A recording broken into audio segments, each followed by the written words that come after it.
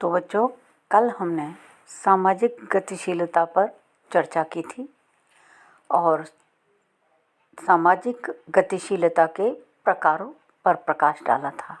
ठीक है, आज हम इसी टॉपिक को कंटिन्यू करते हैं और आगे पढ़ते हैं।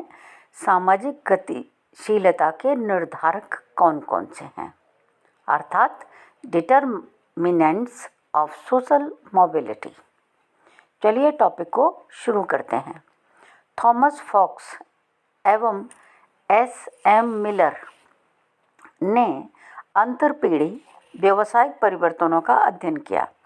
इसमें इन्होंने शारीरिक श्रम पर आधारित व्यवसायों से गैर शारीरिक श्रम वाले व्यवसायों की ओर सामाजिक गतिशीलता को जानने का प्रयास किया। यह अध्ययन उन्होंने 12 देशों के तथ्यों के अवलोकन के आधार पर किया। अर्थात इस अध्ययन के लिए उन्होंने 12 देश चुने और वहाँ से डाटा कलेक्ट किया और उसका जो ऑब्जर्वेशन आया उसके आधार पर इन्होंने इसका अध्ययन किया। ठीक है, आगे बढ़ते हैं। इसमें संयुक्त राज्य अमेरिका, पश्चिमी जर्मनी और जापान भी शामिल था। फॉक्स एवं मिलर के अध्ययन के जो निष्कर्ष निकले बहुत ही इंटरेस्टिंग थे और उन निर्धारकों की ओर इशारा करते हैं जो सामाजिक गतिशीलता को प्रभावित करते हैं। उनके प्रमुख निष्कर्ष इस प्रकार हैं, एक एक करके मैं आपको बताने का प्रयास करती हूँ। ठीक है, यद्यपि पहला देखिए, यद्यपि आर्थिक कारक महत्वपूर्ण हैं तो भी वे अकेले ही गतिशीलता के निर्धारक नहीं हैं और न वे सरल रूप से क्रियाशील होते हैं। तो पहला मैंने आपको बताया, आर्थिक कारक महत्वपूर्ण है पर वो अकेले गतिशीलता का निर्धारक नहीं है और ना ही वे सरल रूप से एक्टिवेट होते हैं। दूसरा देखिए, शारीरिक श्रम व्यवसायों से आरोही गतिशीलता का सबसे अधिक अकेला महत्वपूर्ण कारक स्कूली शिक्षा है। ठीक है, अब तीसरा देखिए, यह कहना संभव नहीं है कि राजनीतिक स्थायित्व या उपलब्धि संप्रेषण शारीरिक श्रम व्यवसायों से बाहर जाने के लिए सीधा संबंध रखते हैं। अर्थात यह दोनों ही कारक सहायक कारक तो हो सकते हैं परंतु पर्याप्त कारक नहीं हो सकते। ठीक है, अब चौथे पर दृष्टि डालते हैं। न तो नगरीकरण और न ही कुल राष्ट्रीय उत्पादन पर आधारित जो आर्थिक विकास है उसका स्तर ही आरोही गतिशीलता के लिए महत्वपूर्ण दिखाई देते हैं। तो मैंने आपको क्या बताया, ना तो नगरीकरण इसके लिए महत्वपूर्ण दिखाई देता है, ना ही कुल राष्ट्रीय उत्पादन पर आधारित आर्थिक विकास का स्तर। अब पांचवा देखते हैं, जितना आर्थिक विकास का स्तर ऊंचा होगा उतनी ही अवरोही गतिशीलता की दर यानी मात्रा कम होगी। ठीक है, आर्थिक विकास का स्तर ऊंचा होगा उतनी ही अवरोही गतिशीलता की दर अर्थात मात्रा कम होगी। अब नेक्स्ट में देखते हैं, जितना भी नगरीकरण एवं राजनीतिक स्थायित्व की मात्रा ऊंची होगी उतना ही अधिक गैर शारीरिक व्यवसायों से शारीरिक व्यवसायों की ओर अवरोही गतिशीलता होती हुई दिखाई देती है। नेक्स्ट में देखते हैं, 7वां निर्धारक है, न तो उपलब्धि संप्रेषण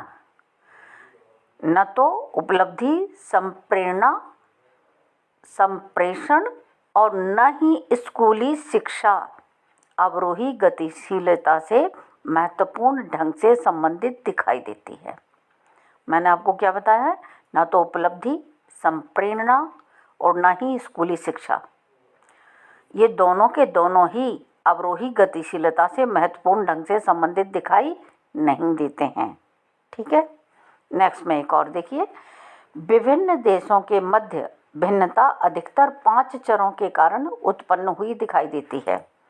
उसमें क्या क्या है, कुल राष्ट्रीय उपज, स्कूलों में प्रवेश की संख्या क्या है, राजनीतिक स्थायित्व कैसा है, नगरीकरण कैसा है और उपलब्धि संप्रेरणा क्या है, उसका स्तर क्या है, ये सारी चीज़ें इसमें मायने रखती हैं। अब हम एक और राइटर को आपके समक्ष रखते हैं जो इस बात पर चर्चा करेंगे। राइटर का नाम है ब्लाउ एवं डंकन। इन्होंने संयुक्त राज्य अमेरिका में विभिन्न व्यवसायों के बीच सामाजिक गतिशीलता का अध्ययन किया।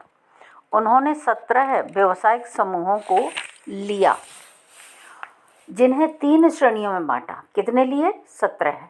कितनी श्रेणियों में बांटा? 3 में। पहला देखिए सफ़ेद पोश कर्मचारी, दूसरा देखिए नीली कुर्सी वाले कर्मचारी, और तीसरा है कृषि कर्मचारी। और उनके अध्ययन के प्रमुख निष्कर्ष जो निकले वो इस प्रकार हैं। मैं आपको बताती हूँ किस तरह के हैं वो, उसको देखिए आप। तो इसमें क्या है, पहला देखिए बहुमत में पुत्र उन्हीं व्यवसायों तक सीमित नहीं रहते जो कि उनके पिता का व्यवसाय रहा है। दूसरी बात देखिए, पिता के व्यवसाय से केवल 1 या 2 कदम ऊपर या 1 या 2 कदम नीचे वे पहुंच पाते हैं। इसलिए यह कहा जा सकता है कि उनकी सामाजिक गतिशीलता लघु रेंज तक ही रहती है। ठीक है। अब तीसरा देखिए, यह भी देखने में आया है कि अवरोही गतिशीलता की अपेक्षा आरोही गतिशीलता ही ज़्यादा पाई जाती है। अर्थात यह संभावना अधिक है कि पुत्र पिता की तुलना में ऊंची परिस्थिति वाले व्यवसाय में लगा हो। उपर्युक्त तीनों ही व्यावसायिक श्रेणियों के बीच गतिशीलता की मात्रा कम दिखाई देती है। अर्थात अधिकतर गतिशीलता इन तीनों व्यावसायिक समूहों के अंतर्गत ही आती है। इसी तरह सामाजिक गतिशीलता के अनेक निर्धारक हो सकते हैं, उनकी संभावना है। इसके प्रमुख निर्धारक इस प्रकार भी हो सकते हैं जैसे एजुकेशन अर्थात शिक्षा, व्यवसाय ऑक्यूपेशन, है ना, आय का स्तर, उपभोग के प्रतिमान तथा व्यक्ति की स्वयं की उपलब्धि, उन्मेष, प्रयत्नशीलता एवं योग्यता। तो ये मैंने आपको बताया ब्लाउ एंड डंकन के अनुसार। ठीक है। एक और राइटर आपको बताते हैं, वो हैं बॉल्डरीज। इन्होंने सभी कारकों को 2 श्रेणियों में समेकित कर दिया। पहला देखिए समाज की संरचनात्मक विशेषताएं और दूसरा स्वयं व्यक्ति के विशेष लक्षण। 2 ही चीज़ें हैं, समाज की संरचना कैसी है और व्यक्ति के स्वयं की योग्यता क्या है, लक्षण क्या है। आजकल के युग में गतिशीलता के लिए 2 और नए अवसरों का उदय हुआ दिखाई देता है। एक तो खेल यानी स्पोर्ट्स और दूसरे ऐसे व्यवसाय जिनमें व्यक्ति अपनी कला का प्रदर्शन करता है, जैसे फिल्म हैं, टीवी कलाकार हैं, नाटक हैं, नृत्य हैं, चित्रकारी है, इत्यादि इत्यादि। ठीक है। तो ये मैंने आपको बताए निर्धारक। अब मैं आपको लेके चलती हूँ सामाजिक गतिशीलता के परिणाम क्या हैं। सामाजिक गतिशीलता के परिणामों का अध्ययन करने वालों ने इसके विभिन्न परिणामों का उल्लेख किया है। इसके प्रमुख परिणाम निम्नलिखित हो सकते हैं। पहला देखिए, सामाजिक गतिशीलता से समाज में कुछ विघटनकारी परिणाम भी हो सकते हैं, जैसे वे समूह जो आरोही गतिशीलता की ओर प्रयत्नशील हैं परंतु उसे प्राप्त नहीं कर पा रहे हैं या नीचे की ओर खिसक रहे हैं, मतलब ऊपर तो नहीं जा पा रहे, उस बजाय ऊपर जाने के वो नीचे की ओर खिसक रहे हैं। ऐसी स्थिति में सामाजिक व्यवस्था के प्रति कटु आलोचक हो उठते हैं और अनेक प्रकार के पूर्वाग्रहों से पीड़ित होते हुए दिखाई देते हैं। इसी भांति नीचे के स्तर के लोगों के ऊपर उठने की संभावना या प्रयास उन लोगों के लिए आशंका या खतरे का विषय बन जाती है जो परंपरागत संस्करण में उन लोगों से एक कदम ऊपर थे। पूर्वी उत्तर प्रदेश और बिहार में निम्न जातियों और मध्यम श्रेणी की जातियों में जातीय दंगे कुछ निम्न जातियों की आरोही गतिशीलता का ही परिणाम है। दूसरा देखिए, आरोही गतिशीलता की ओर उन्मुख अनेक व्यक्तियों और समूहों में उपलब्ध संप्रेरणा तीव्र से तीव्रतर होती जाती है। प्रयास एक अंधी दौड़ में बदल जाता है। नैतिक मूल्यों की उपेक्षा होने लगती है और लक्ष्य प्राप्त होगा कि नहीं, इसकी चिंता बनी रहती है। परिणामतः मानसिक तनाव कभी कभी मानसिक रोगों की ओर भी ले जाते हैं। अब तीसरा देखिए, नए अमीर प्राय पहले से सामाजिक रूप से प्रतिष्ठित स्तर के नहीं होते हैं, है ना, परंतु उन्हें सामाजिक रूप से प्रतिष्ठा पाने की लालसा बहुत होती है और जल्दी भी बहुत होती है। इसलिए दिखावे का उपयोग बढ़ जाता है और व्यर्थ की गुटबंदियों को बढ़ावा मिलता है। यह समाज के लिए हितकर नहीं होता है। यह भी देखा गया है कि नए उदीयमान मध्यम वर्ग में रूढ़िवादिता की मनोवृत्ति अधिक पाई जाती है। मानो सारे पुराने मूल्यों का भार उन्हीं के ऊपर हो, उन्हीं को ले जाना हो, आगे बढ़ाना हो। इस तरह की स्थिति हमें समाज में देखने को मिलती है। कुछ वर्षों पहले अहमदाबाद और आंध्र प्रदेश में आरक्षण की नीति को लेकर जो जातीय दंगे हुए, उन्हें भी अप्रत्यक्ष रूप से सामाजिक गतिशीलता का ही परिणाम कहा जा सकता है। यदि निम्न वर्ग द्वारा ऊपर उठने का प्रयास किया जाता है तो पहले से ऊंचे वर्ग में स्थापित व्यक्ति यह समझते हैं कि यह तो उनका अधिकार छीनकर दूसरे को दिया जा रहा है और संघर्ष की स्थिति उत्पन्न हो जाती है। ठीक है, नेक्स्ट में एक और देखिए, सामाजिक गतिशीलता के कुछ धनात्मक पॉजिटिव परिणाम भी हो सकते हैं। सारी चीज़ें नेगेटिव नहीं हो सकती हैं, कुछ पॉजिटिव भी निकल सकता है। जैसे मैं आपको एक एक करके बताती हूँ। योग्य व्यक्तियों को अपना उचित स्थान प्राप्त करने में सहायता मिलती है, चाहे वो ऊंची जाति का हो या फिर वो नीची जाति का हो। हमारा यहाँ संबंध किससे है? योग्यता से। जो योग्य है उसे उचित पद, ऊंचा स्थान मिलना चाहिए। इससे वे और अधिक प्रेरित होते हैं, ये बात भी सही है। अधिक कार्य करते हैं, ये बात भी सही है। जब प्रेरित होते हैं, अधिक कार्य करते हैं अधिक, तो समाज का विकास कैसा होता है? अधिक होता है। अर्थात ऐसे लोग समाज के विकास में योगदान देते हैं।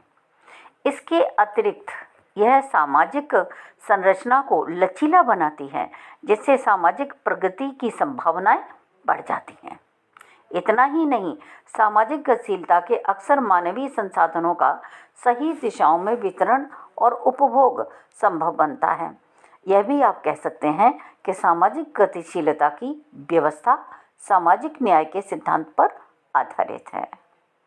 अब एक राइटर हैं गिनो जर्मनी ने गतिशीलता के सामाजिक परिणाम पर बहुत ही सुंदर लेख लिखा है। इसमें उन्होंने लिखा है कि परंपरागत समाजों में पहले से चले आ रहे पिछड़े हुए लोगों की गतिशीलता सामाजिक संरचना के स्थायित्व के लिए गंभीर परिणाम पैदा कर सकती है। यदि ऐसे प्रावधान न किए गए कि नए उभरते समूहों को संरचना में समाहित किया जा सके। यदि किसी समाज में बड़ी संख्या में लोगों को शिक्षित किया जाता है और उनमें रहन सहन के ऊंचे दर्जे के लिए महत्वाकांक्षाएं बढ़ा दी जाती हैं, परंतु उनकी आशाओं को पूरा करने के लिए पर्याप्त रूप से रोजगार उपलब्ध नहीं होता है, तो ऐसे लोगों में असंतोष बढ़ेगा, रोष बढ़ेगा और इससे क्या होगा? इससे असंतोष और रोष की भावना बड़ी तीव्रता से व्याप्त हो जाएगी। वह रोष और महत्वाकांक्षाओं और अवसरों के बीच अंतराल पैदा कर देगा और यह किसी भी समय क्रांति के रूप में फूट सकता है, जो किसी भी समाज के लिए हानिकारक सिद्ध होगा। हमारे समाज में कुछ ऐसी ही स्थिति दिखाई देती है। ठीक है, वास्तविकता ये है कि भारतीय समाज, जो कि परंपरागत रूप में एक कठोर एवं असमानता पर आधारित सामाजिक संरचना वाला समाज रहा है, इस समाज ने प्रण किया कि वह सार्वभौमिक समानता पर आधारित विषमता विहीन समाज की स्थापना करेगा। स्वाभाविक रूप से यह मार्ग सरल नहीं है और हो भी नहीं सकता सरल, और न बिना बलिदान के इस लक्ष्य को आप प्राप्त कर सकते हैं।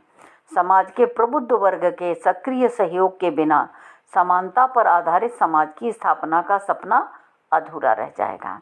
तो इस तरह से बच्चों, आज मैंने आपको बताया सामाजिक गतिशीलता के निर्धारक और सामाजिक गतिशीलता के परिणाम। ठीक है, कोई बात इसमें नहीं समझ आई है तो आप मोबाइल से मुझसे पूछ सकते हैं या मेरी ईमेल आईडी पर अपनी प्रॉब्लम सेंड कर सकते हैं या व्हाट्सएप पर जा कर के मुझे अपनी प्रॉब्लम शेयर कर सकते हैं। ठीक है, कल फिर मिलते हैं एक नए टॉपिक के साथ। तब तक के लिए गुड बाय।